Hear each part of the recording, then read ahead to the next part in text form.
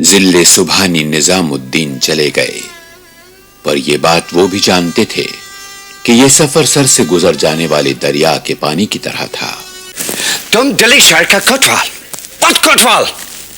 Kotwal my foot. एक आदमी company बहादुर को डिफाई किया और तुम। जिसने हुक्म धूली की वो कोई आदमी नहीं है साहब बहादुर। तुम क्या है वो? क्या प्रॉफिट, क्या गॉड? नौजुबिल्लाह, ना वो पैगंबर है ना खुदा, मगर इस दिल्ली शहर का एक नाम जहानाबाद भी है, और दिल्ली को यह नाम उस आदमी के परदादा शाहजहां के वसीले से मिला। इस दिल्ली का उससे खून का रिश्ता साहब बहादुर। ये कहने पर गद्दारी के जुर्म में तुमको फांसी की सजा हो सकती है Salamatullah. You could be hanged. नमक हमारा खाते हो और मालिक उसे मानते हो जो एक तरह से खुद कंपनी के टुकड़ों पर पलता है। अगर मैंने जिले सुबहानी के जुलूस को रोकने की जरा भी कोशिश की होती तो दिल्ली में आग लगी होती साहब बहादुर। वो कमजोर बूढ़ा आदमी डरने की चीज है साहब बहादुर। Shut up!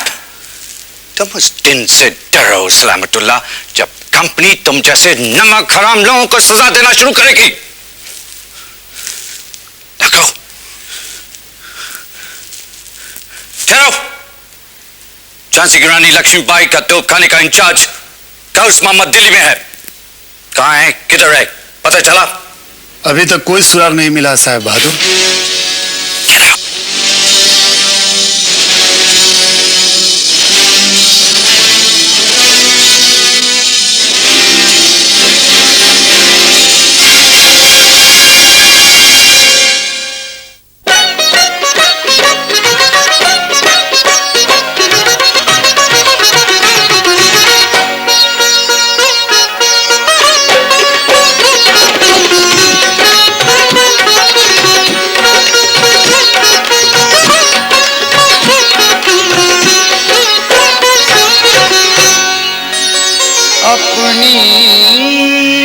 छब बनाई के सो मैं पी के पास गई, जब छब देखी पीऊ की सो मैं अपनी भूल गई। छाप तिलक सब छीनी रे बोसे नैना मिलाए के, छाप तिलक सब छीनी रे बोसे नैना मिलाए के, छाप तिलक सब छीनी रे मोसे नैना, सैया ने मोसे नैना, बलमा ने मोसे नैना मिलाएंगे। नैना रे नैना रे नैना रे नैना रे नैना रे नैना, नैना मिला के मोसे नैना मिलाएंगे, नैना मिला के मोसे नैना मिलाएंगे।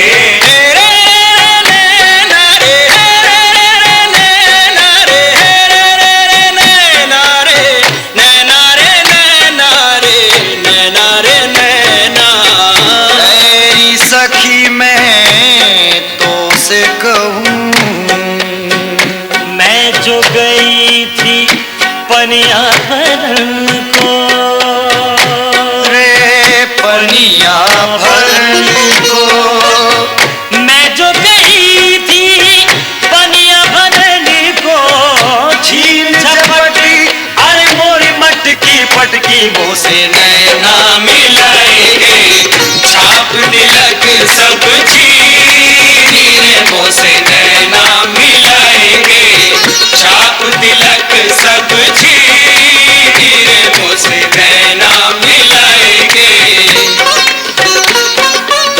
खुसरो रेन सुहाग की जागी पी के संग, तन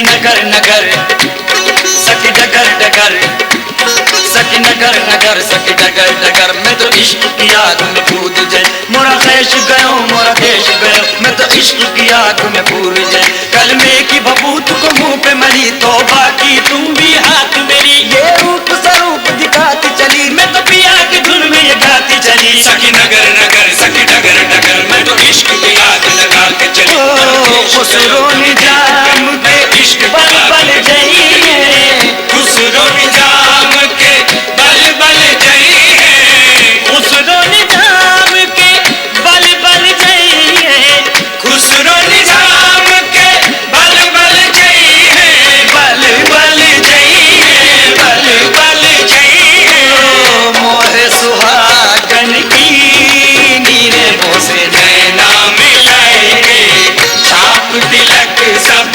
छीनी रे से नैना मिलाएंगे छाप तिलक सब छीनी रे से नैना मिलाएंगे।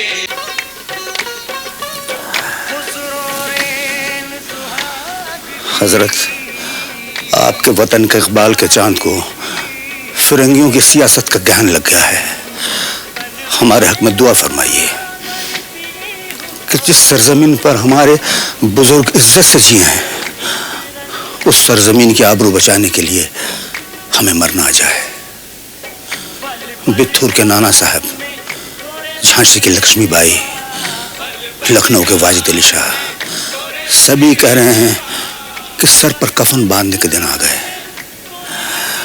दिल हमारा भी यही कहता हजरत, इसलिए आपसे असीस लेने आ गया हूं।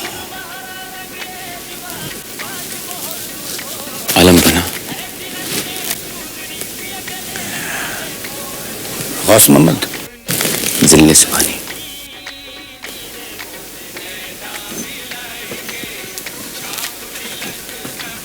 किसी ने तुम्हें देखा तो नहीं? जी नहीं आलम बना।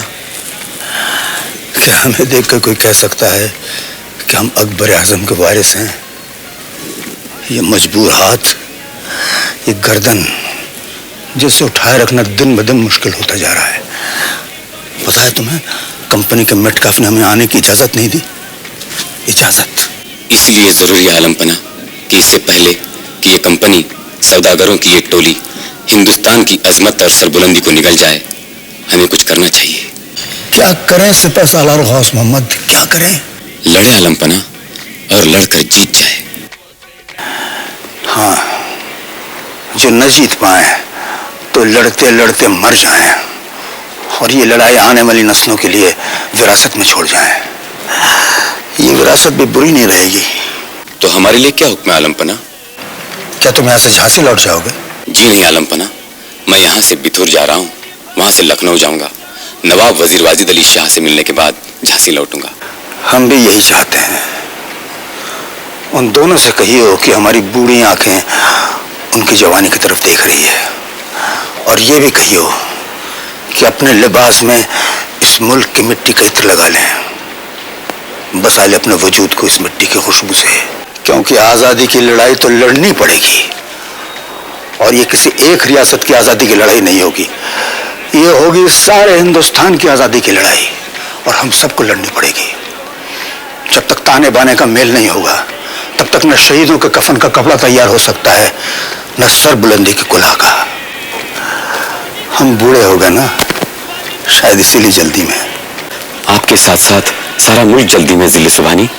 महारानी के लिए कोई पैगाम?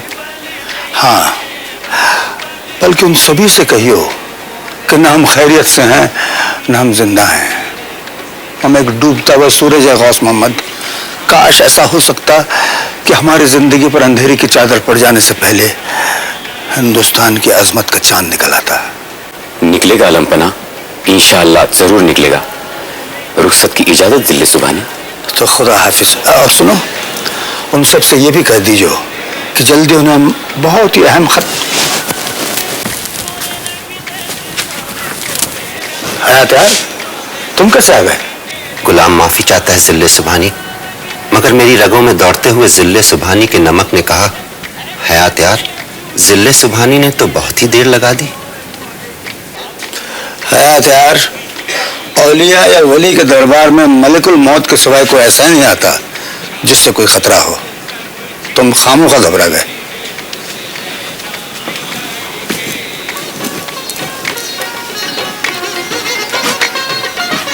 जिल्ले सुबहानी को रात दिन किसी बालाए नागहानी का इंतजार रहने लगा और उनका अंदेशा गलत भी न था। कलकत्ते में लॉर्ड डलहौजी को इस हुक्मदूली का पता चल गया और वो मौके का इंतजार करने लगा जो जिल्ले सुबहानी के खरीदे की शक्ल में मिला, जिसमें आलम पनाह ने लिखा था कि उनकी ख्वाहिश यह है कि शहजादा जवां बख्त को वली अहद बना दिया जाए। A present from my son. Beautiful. Very artistic. That imbecile has written another damned royal letter. What do they call it, James? Kharita, sir. Ah, Carita. Read it, James. महबूब मुकर्रम और Mauzam. Rubbish, James, rubbish. Cut it short. Get to the point. इस वली अहद सल्तनत मुगलिया शहजादा मिर्ज़ा दारा बख्त की बेवक्त मौत ने वली अहद की जगह खाली कर दी है। मेरी निगाह में शहजादा मिर्ज़ा जवां बख्त बहादुर से ज़्यादा कोई और शहजादा इस जगह के लिए मुनासिब नहीं है। That's enough. More than enough. लेकिन लॉर्ड साहब को जिले सुबहानी की बात न मानने की कोई वजह तो लिखनी चाहिए थी मेटकाफ साहब कि शहजादा जवां बख्त वली अहद क्यों नहीं हो सकते। This God-forsaken heat. I don't know तुम नेटिव लोग कितनी गर्मी में जिंदा कैसे रहते हैं। हम अपने मौसमों का मिजाज अच्छी तरह जानते हैं मेटकाफ साहब। हिंदुस्तान के मौसम बहुत सख्त होते हैं, बरसते हैं तो टूट के बरसते हैं और नहीं बरसते तो या आग लगा देते हैं या ठंडा कर देते हैं। यही हाल यहाँ के लोगों का है। मानने पर आए तो भगवान मानते हैं और न मानने पे आए तो नहीं मानते। इसलिए लॉर्ड साहब को कोई न कोई वजह जरूर लिखनी चाहिए थी। लुक हियर हकीम साहब, आपका जिले सुबहानी उन्हें वजह बताने पर मजबूर नहीं कर सकता। ये मैंने कब कहा? मैं तो सियासत के तकाजों की बात कर रहा था। मैं हकीम हूं मेटकाफ साहब, नब्ज अच्छी तरह पहचानता हूं। आजकल किले की नब्ज तेज चल रही है। किले की दीवारें रात भर जागती रहती हैं, परछाइयां आती और जाती रहती हैं। इसीलिए अर्ज कर रहा हूं कि अगर लॉर्ड साहब ने कोई वजह नहीं लिखी है तो आप कोई ना कोई वजह तराश लीजिए, गढ़ लीजिए। वजह है ताजपोशी के दरबार वाली तकरीर, वजह है मेरा हुक्म टालकर निजामुद्दीन जाना, और सबसे बड़ी वजह यह है कि अब कंपनी बहादुर मुगलों के सो कॉल्ड रॉयल ट्रेडिशंस या शाही रवायात के पाबंद नहीं रहना चाहते। Ali Taimur, my foot, tell that old fool के कंपनी बहादुर उसको जो कुछ देता है उसका शुक्रिया अदा करके कबूल फरमाए। मुगलों के बादशाह के दिन अब पूरे होने को आए और इसलिए उसकी एप्लीकेशन दरख्वास्त रद्द कर दी गई। जवां बख्त वली अहद नहीं होगा। इस किस्म की वजह बताने से काम नहीं चलेगा मेटकाफ साहब। क्यों?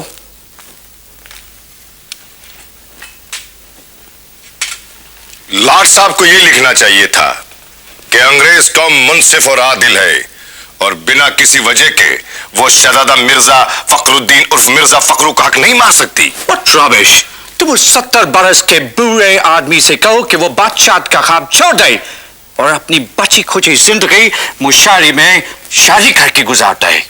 मैं तो सिर्फ ये अर्ज कर रहा था कि लॉर्ड साहब से दरख्वास्त की जाए। दरख्वास्त की जाए और किस वास्ते दरख्वास्त की जाए?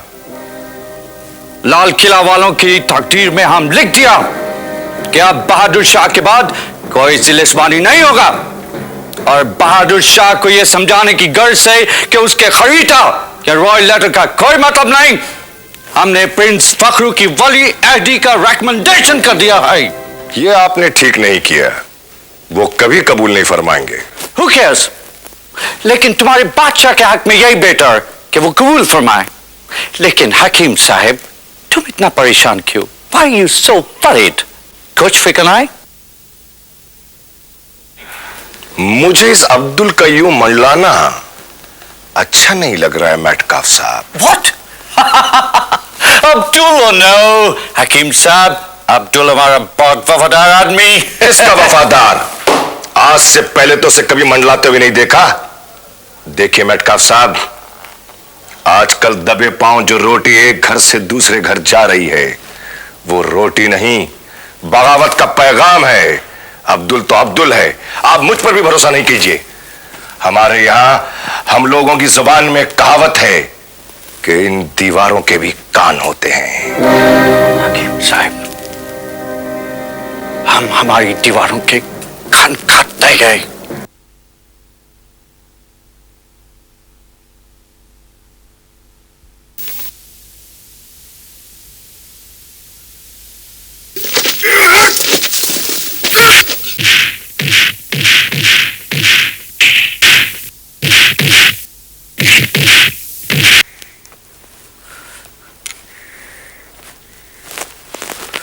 अब्दुल कुछ बोला? जी नहीं जनाब, एक चुप हजार चुप। I am not interested in the mathematics of his chups, Mr. Salamatullah Khan. मेरे को उसके चुप से कोई मतलब नहीं। उसका चुप को बकवाना आपका काम। और अगर वो नहीं बोला तो I'm afraid दिल्ली को एक नया कोतवाल देना पड़ेगा। Take me to him. चलिए।